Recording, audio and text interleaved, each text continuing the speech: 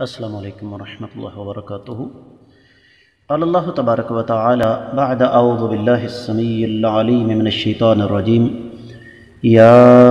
ایہا الذین آمنوا انما المشرکون نجس فلا يقربوا المسجد الحرام بعد عامهم هذا وإن خفتم عیلة فسوف یغنیکم اللہ من فضلہ ان شاء ان اللہ علیم حکیم۔ معزز خواتین و حضرات،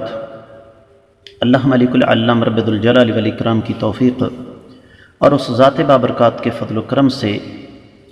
آج بدھ کا دن ہے 10 جمادی الثانی 1441 ہجری 5 فروری 2020 عیسوی، اور ہمارے سبق کا موضوع اللہ ملک العلام رب الجلال والاکرام کی مقدس کتاب قرآن مجید 10واں پارہ سورہ مبارکہ کا نام التوبہ، اور سورہ توبہ کی جو آیت مبارکہ ہم اس وقت آج پڑھ رہے ہیں وہ ہے 28ویں۔ رب کائنات ارشاد فرماتے ہیں یا ایھا الذین آمنوا، اے ایمان والو، انما المشرکون نجس، بلا شبہ مشرک تو پلید ہیں، فلا یقربوا، پس وہ نہ قریب جائیں، المسجد الحرام، مسجد حرام کے، بعد عامہم ھذا، اس سال کے بعد، وَإِنْ خِفْتُمْ، پس اگر تم ڈرتے ہو، عیلةً، مفلسی سے، فَسَوْفَ يُغْنِيكُمُ اللَّهُ، تو ان قریب رب کائنات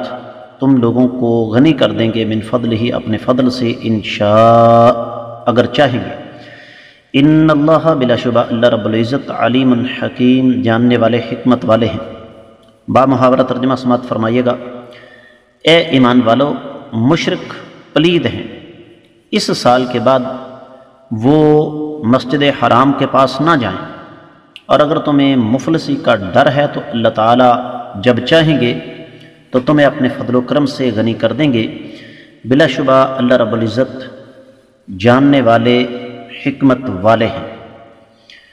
معزز خواتین و حضرات، امام ابن کثیر رحمۃ اللہ علیہ نے اس آیت مبارکہ کی تفسیر بیان فرماتے ہوئے ارشاد فرمایا کہ اللہ تعالیٰ نے یہاں پر مخاطب کیا ہے اپنے ان بندوں کو جو ایمان والے ہیں، دین کے اعتبار سے پاک ہیں، اور ساتھ یہ فرمایا ہے کہ مشرکین اصل میں نجس اور ناپاک ہیں، اور ان کی نجاست دین کے حوالے سے ہے، اور یہ مسلمانوں کی ذمہ داری ہے کہ مشرکین کو اس آیت کے نازل ہونے کے بعد مسجد حرام یعنی خانہ کعبہ کے قریب نہ آنے دیں، اور یہ آیت مبارکہ 7 ہجری کو نازل ہوئی۔ لہذا اللہ کے رسول صلی اللہ علیہ وسلم نے سیدنا علی رضی اللہ تعالیٰ عنہ کو سیدنا ابوبکر صدیق رضی اللہ تعالیٰ عنہ کی جو مصاحبت ہے اس میں بھیجا، اور حکم دیا کہ اعلان کر دو کہ آج کے بعد کوئی مشرک حج نہیں کرے گا، کوئی شخص بیت اللہ کا طواف برہنہ نہیں کرے گا، اور یہ حکم جو ہے وہ قیامت تک کے لیے ہے۔ اور پھر اس حوالے سے امام ابن کثیر رحمۃ اللہ علیہ نے امام عبد الرزاق صنعانی کے واسطے سے روایت نقل فرمائی ہے، سیدنا جابر بن عبداللہ رضی اللہ تعالیٰ عنہ فرماتے ہیں کہ اس آیت مبارکہ کے حکم میں آزاد، غلام اور ذمی سارے کے سارے آ جاتے ہیں، اور اللہ کے رسول صلی اللہ علیہ وسلم نے اس حوالے سے سختی فرما دی کہ آج کے بعد کوئی مشرک بیت اللہ کے قریب نہیں آئے گا۔ پھر ابن کثیر رحمۃ اللہ علیہ فرماتے ہیں کہ عمر بن عبدالعزیز، جن کو 5واں خلیفہ راشد کہا جاتا ہے، انہوں نے باقاعدہ طور پر تمام علاقوں کی طرف یہ لکھ بھیجا کہ یہودی اور عیسائی مسلمانوں کی کسی بھی مسجد میں داخل نہیں ہو سکتے، اور اس کے لیے انہوں نے اسی آیت کو بنیاد بنایا، انما المشرکون نجس۔ اور امام عطا بن رباح کہتے ہیں کہ اس سے مراد صرف مسجد حرام نہیں ہے بلکہ سارے کا سارا حرم کا علاقہ ہے، اور یہ آیت مبارکہ بتاتی ہے کہ مشرکین کی یہ جو نجاست ہے اس کا تعلق 2 چیزوں کے ساتھ ہے۔ صحیح حدیث میں ہے المؤمن لا ینجس، مومن جو ہے وہ کبھی نجس نہیں ہوتا۔ تو زیادہ تر اہل علم ابن کثیر رحمۃ اللہ علیہ کے بقول اس طرف گئے ہیں کہ جو مشرکین ہیں ان کی نجاست بدنی نہیں ہے،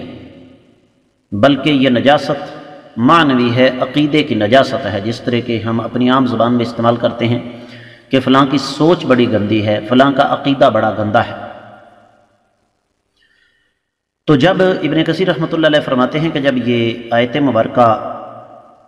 نازل ہوئی تو لوگوں نے یہ کہا کہ یہ تو کام خراب ہو گیا،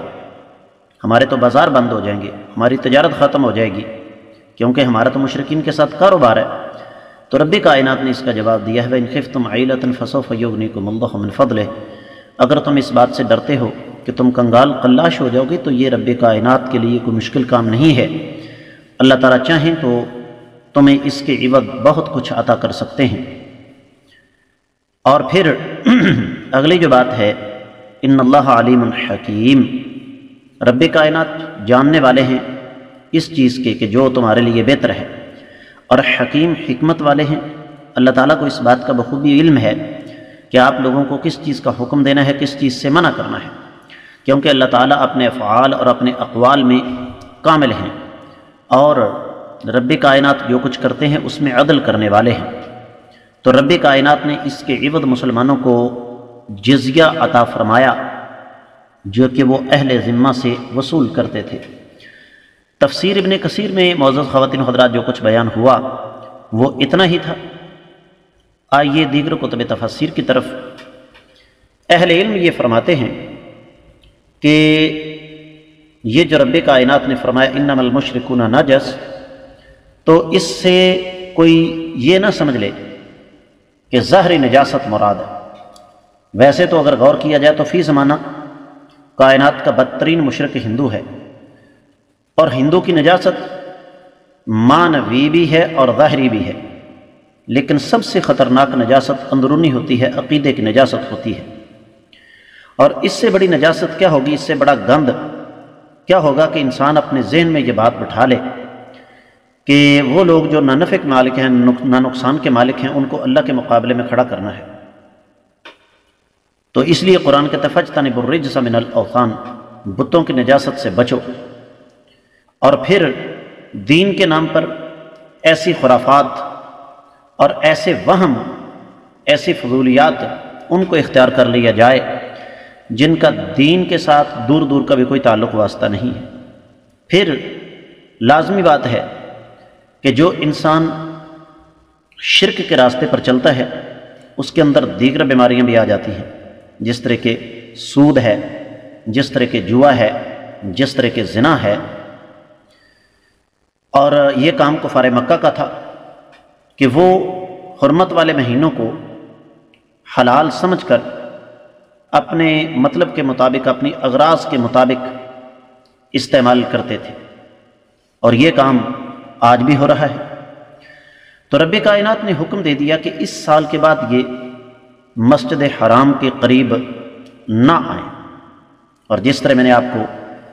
بتایا ہے کہ یہ ہجرت کے 9ویں سال کا واقعہ ہے۔ تو یہاں اہل علم نے ایک بڑا قیمتی نقطہ بیان فرمایا ہے، اور وہ یہ کہ کافروں کے حق میں جو سلطنت اسلامیہ ہے یا اسلامی ممالک ہیں ان کی تقسیم کی ہے اہل علم نے۔ ان میں سب سے پہلے حرم ہے جس میں کوئی کافر داخل نہیں ہو سکتا ما سوائے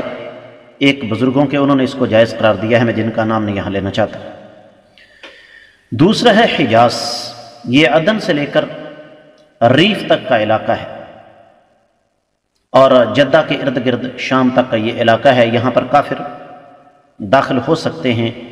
یہاں پر کافر جو ہیں وہ آ سکتے ہیں۔ اور یہاں پر یہ سمجھنا ضروری ہے